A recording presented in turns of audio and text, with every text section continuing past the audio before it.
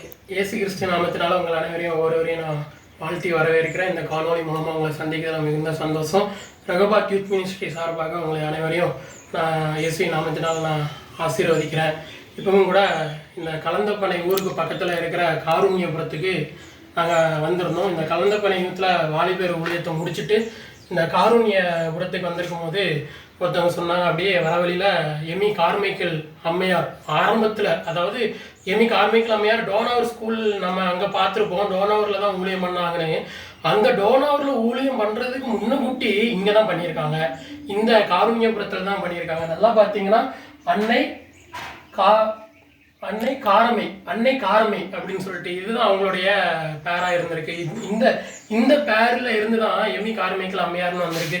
நீங்கள் யாராச்சும் இந்த இடத்துக்கு நீங்கள் கலந்தப்பனைக்கு நீங்கள் ஊழியத்துக்கு வந்திருந்தீங்க, இந்த கலந்தப்பனையை வந்திருந்தீங்க அப்படின்னா இந்த இடத்த நீங்கள் வந்து பார்த்துட்டு போகும்படி தாழ்மையுடன் கேட்டுக்கொள்கிறேன்.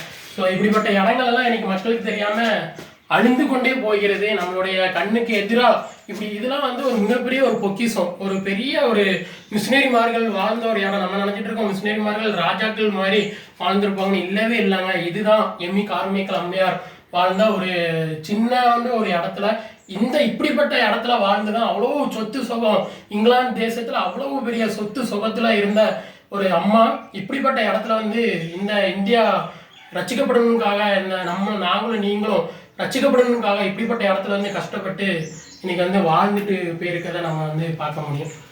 அதனால நீங்க இந்த காரணியபுரம் இந்த இடத்துக்கு நீங்க வந்தீங்கன்னா இந்த இடத்த வந்து பார்த்துட்டு போங்க.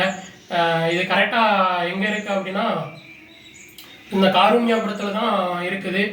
நீங்கள் வந்தீங்கன்னா வந்து பார்த்துருப்பாங்க. கர்த்தர் தாமே இவங்க ஒவ்வொருவரையும் ஆசீர்வதிப்பாங்க. கலந்தப்பனை பக்கத்தில் இருக்கிற காருண்யாபுரத்தில் நீங்கள் அப்படியே போகும்போது வந்தீங்கன்னா இந்த ஏரியாவை நீங்கள் பார்த்துட்டு போங்க. எங்களுக்குமே தெரியாது, நாங்கள் தெரியாமல் தான் வந்தோம்.